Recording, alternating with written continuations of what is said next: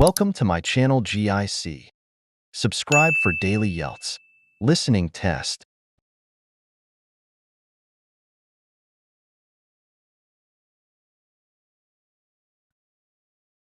Good morning, Borgheimer language courses. How may I help you?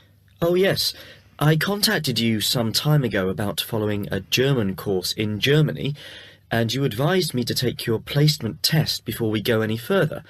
Well, I've done that now, so I'd like to go ahead with booking the course for this summer, if that's possible. Certainly, sir. You said you took the placement test. What was the result? I was placed at the O3 level. O3. Right. That's lower intermediate. Fine, Miss... Petterson. John Petterson. Could you spell that for me, please, Mr. Petterson? P-E-T-T-E-R-S-S-O-N.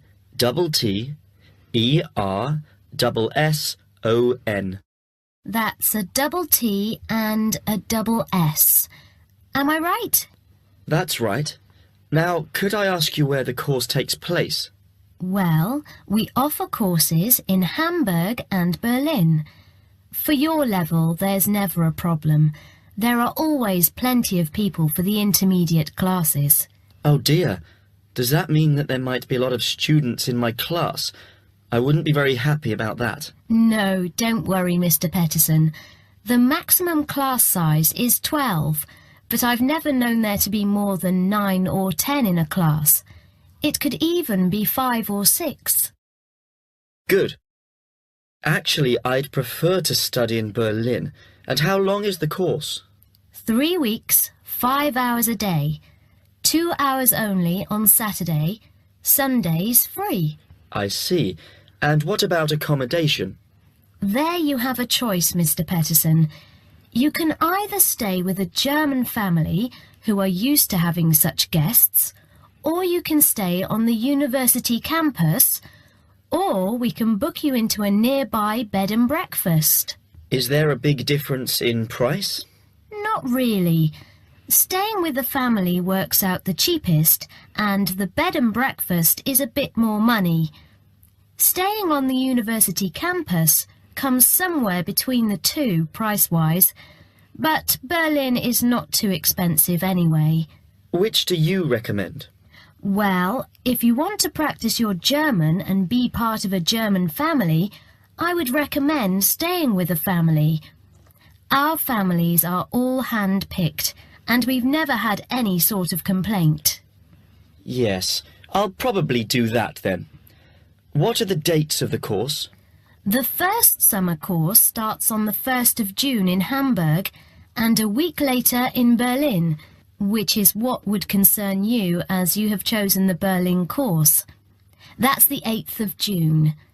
The next course would begin on the 2nd of July and then... The 2nd of July course would be perfect for me. Can you put me down for it now? Certainly, Mr. Petterson. Can I have your address, please?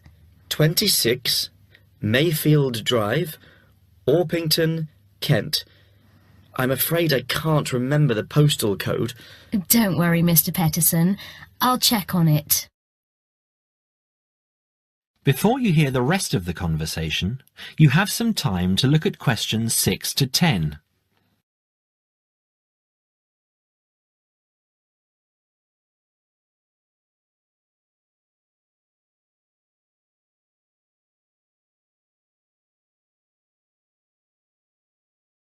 Now listen and answer questions 6 to 10. There are a couple of other things I'd like to ask. Certainly. What do I need to bring on the course? Well, apart from the obvious, you'll need our textbooks. I'll email you the name and publisher. You should be able to find it in your local bookstore. If you do have problems, call me or email me and I'll see what I can do. We provide the computers, computer disks, translation exercises and all that sort of thing, but you will need a good dictionary. We recommend Langenscheidt, which is more than adequate for your level. You don't have to go and spend a lot of money on an expensive dictionary. Not yet, anyway. Maybe you will when your German reaches a very high standard. That would be very nice. Now, finally, what about the cost of the course? And how do I pay? Would you like to pay that in pounds or in euros? Euros would be fine. In that case, it's 550 euros. You can pay by credit card if you like. Oh dear, I'm afraid I haven't got a credit card. How else can I pay?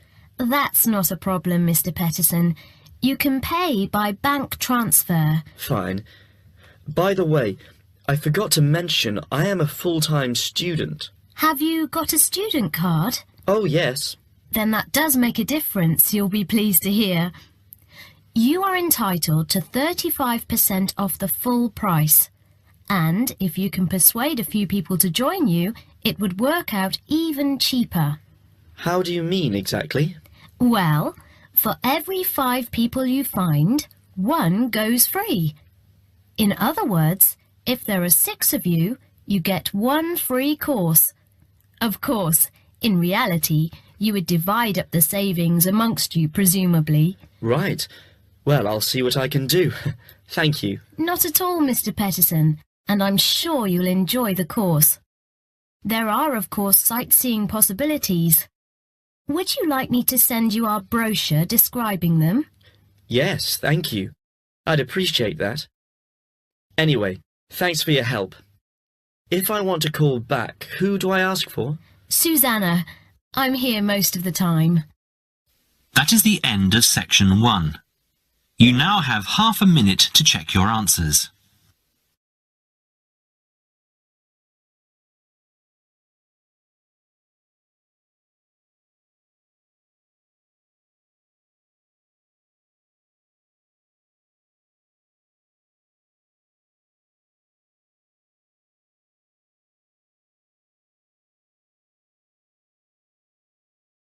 Now turn to section 2. Section 2. You will now hear a radio talk on agricultural regulations. First, you have some time to look at questions 11 to 15.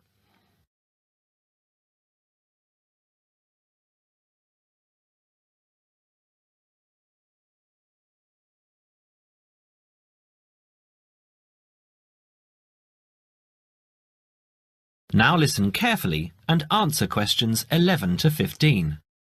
Could there be clearer proof of the arrogance and indifference of those who are supposed to keep our food safe than the muzzling of John Verrill? Agriculture is a business, true, and businesses have to make money. But this shows how ministers and officials put the profits of the agriculture business before the well-being of the British people. Mr. Verrill, a pharmaceutical chemist, was appointed to represent consumers on one of the many committees that advise the government on food safety. When he tried to do his job, though, and wanted to warn ministers of a danger to children's health, he was refused permission to do so.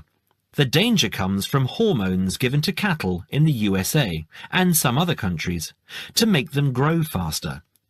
They speed up the animal's development to maturity, thus making meat production more profitable. There have, however, long been fears that the hormones have horrendous effects on the people who eat them, causing diseases as serious as cancer.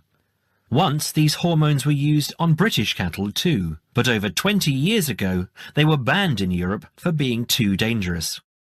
Indeed, so concerned is the European Union that it banned imports of hormone-fed beef years ago, much to the fury of the US government, which wants to sell it all over the world.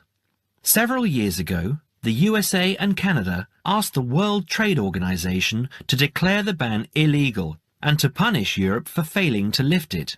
The WTO, with its long record of refusing to let environmental or safety concerns interfere with trade, agreed, imposing fines of more than $120 million a year on the EU for its refusal to back down.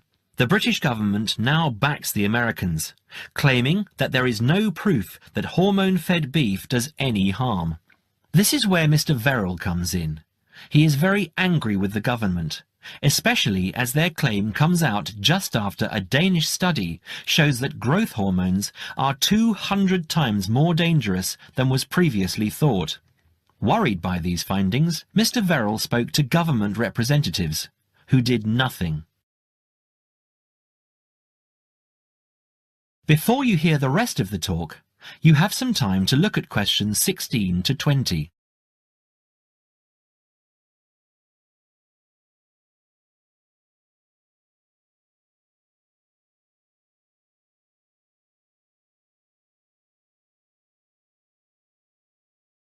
Now listen and answer questions 16 to 20.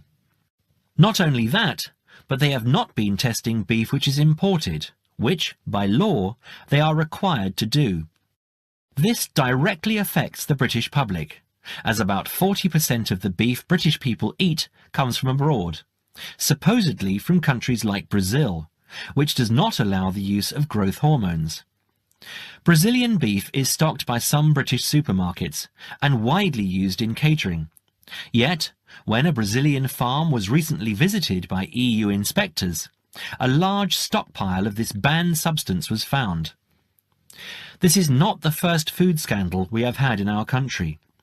Take the present concern over a well-known chocolate company. Several months ago, the company found out that its sweets were contaminated with a rare form of salmonella, but they did nothing about it, leaving their sweets in the shops to be bought by the unsuspecting public. It was not until 5 months later, when several children had suffered food poisoning, that the chocolate bars were removed from the shelves. It makes you wonder how many other dangerous foods have been allowed onto our plates. That is the end of section 2. You now have half a minute to check your answers.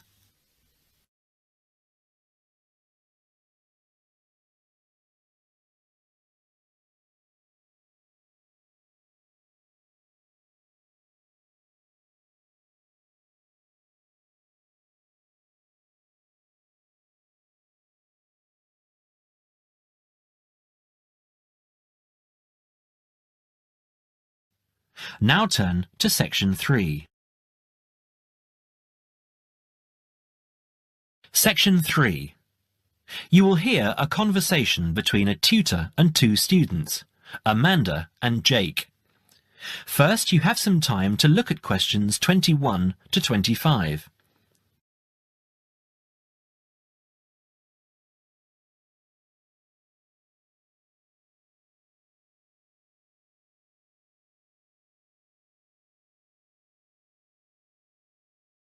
Now listen carefully and answer questions 21 to 25.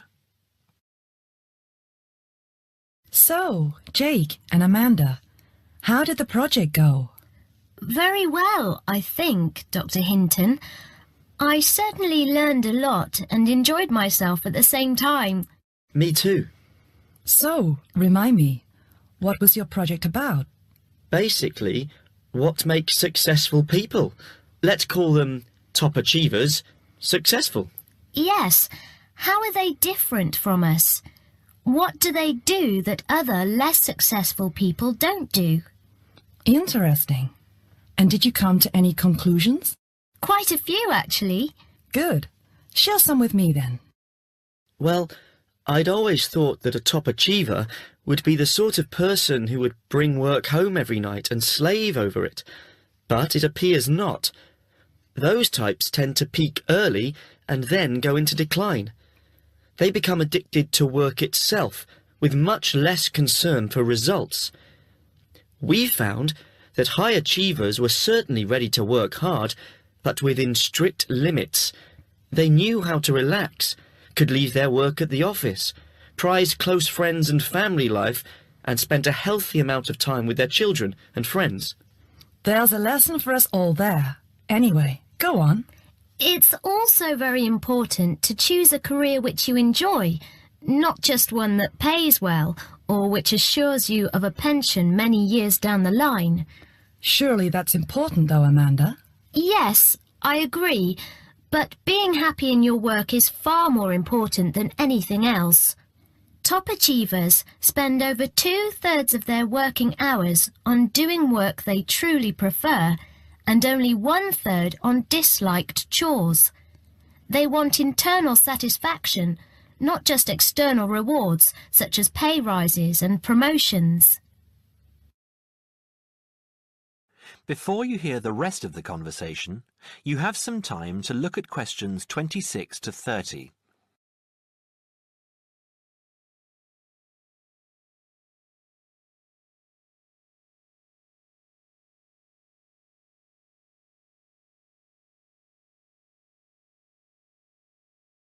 Now, listen and answer questions 26 to 30. Actually, in the end, they often have both, because they enjoy what they are doing, so their work is better and their rewards higher. Yes, Jake, that certainly makes sense. Now, can I ask you something? Do high achievers, as you call them, take many risks? Yes and no. I interviewed one business executive who told me he was able to take risks because he carefully considered how he could salvage the situation if it all went wrong. He imagined the worst that could happen, and if he could live with that, he went ahead. If not, he didn't take the chance. Other people prefer to stay in what I heard described as the comfort zone setting for security, even if it means settling for mediocrity and boredom too. Would you call top achievers perfectionists? Contrary to what I expected, no, I wouldn't. We came to the conclusion that a lot of ambitious and hard-working people are so obsessed with perfection that they actually turn out very little work. I happen to know a university teacher, a friend of my mother's, who has spent over 10 years preparing a study about a playwright. She is so worried that she has missed something, she still hasn't sent the manuscript to a publisher. Meanwhile, the playwright, who was at the height of his fame when the project began, has faded from public view. The woman's study, even if finally published, will interest few people. So, what has this got to do with top achievers? Well, top achievers are almost always free of the compulsion to be perfect. They don't think of their mistakes as failures. Instead, they learn from them, so they can do better next time. Well, would you call them competitive? High performers focus more on bettering their own previous efforts than on beating competitors. In fact, we, came to the conclusion that worrying too much about competitors' abilities and possible superiority can be self-defeating. Yes, and we found that top achievers tend to be team players rather than loners. They recognise that groups can solve certain complicated problems better than individuals and are eager to let other people do part of the work. Yes, loners, who are often over-concerned about rivals, can't delegate important work or decision-making. Their performance is limited because they must do everything themselves. Well, it looks as if you two have done a thorough job and learned something into the bargain too. Now, there are just a couple of points I'd like to clarify with you. That is the end of section 3. You now have half a minute to check your answers.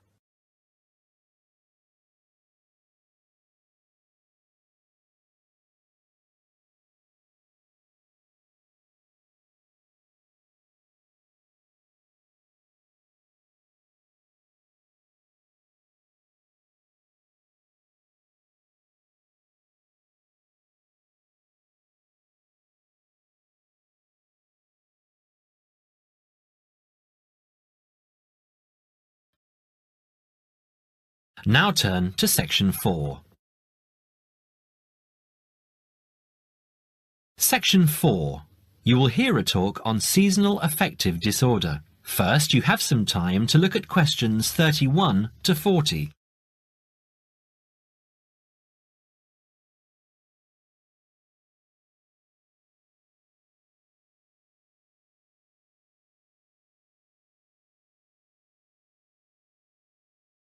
Now listen carefully and answer questions 31 to 40. In the past few years, a new condition has been identified and given a name: SAD, short for Seasonal Affective Disorder. This is now recognized as a distinct kind of clinical depression, where people become depressed at the onset of winter, accompanied by a craving for sweet things, causing weight gain. Each spring and summer would then bring on almost maniacal highs and feelings of boundless energy and happiness.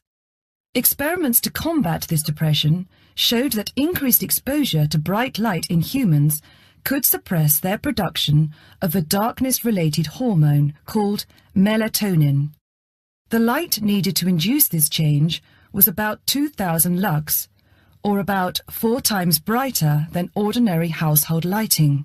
It was then calculated that if bright light could suppress melatonin secretion, then it might have other effects on the brain, including the reversal of symptoms of depression. While melatonin's precise role in SAD has not been pinned down, the theory led to effective treatment. Not surprisingly, SAD affects more people where winter nights are longer and days shorter. In the UK, an estimated 500,000 adults develop full-blown SAD in winter, and twice this number suffer the milder condition called subsyndromal SAD. About 80% of sufferers improve when given light therapy, and improvement usually comes within 2 to 4 days. Scientists are still unsure why winter depression happens, but more than a decade of research has turned up some surprising findings. Nearly 80% of SAD victims are women. Researchers are uncertain why this is so.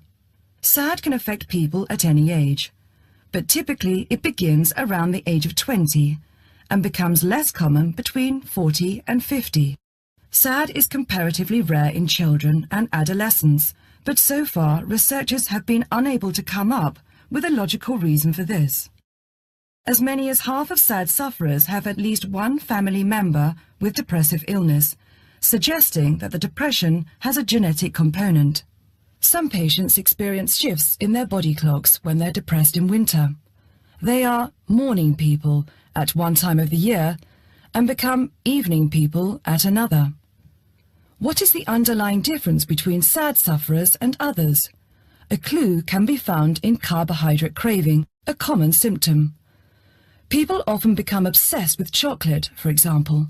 Carbohydrates alter brain chemistry by increasing the level of a soothing chemical called serotonin, a neurotransmitter that carries signals between brain cells.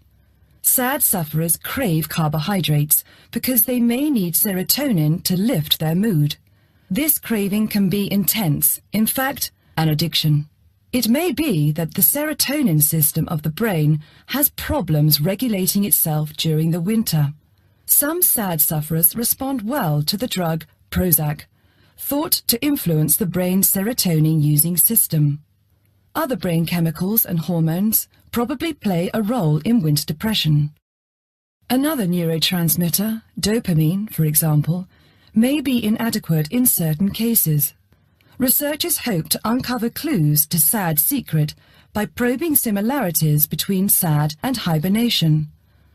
Though no valid link between the two has been established, some SAD patients say they feel like hibernating animals.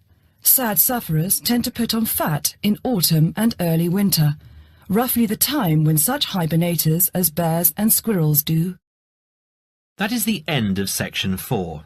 You now have half a minute to check your answers.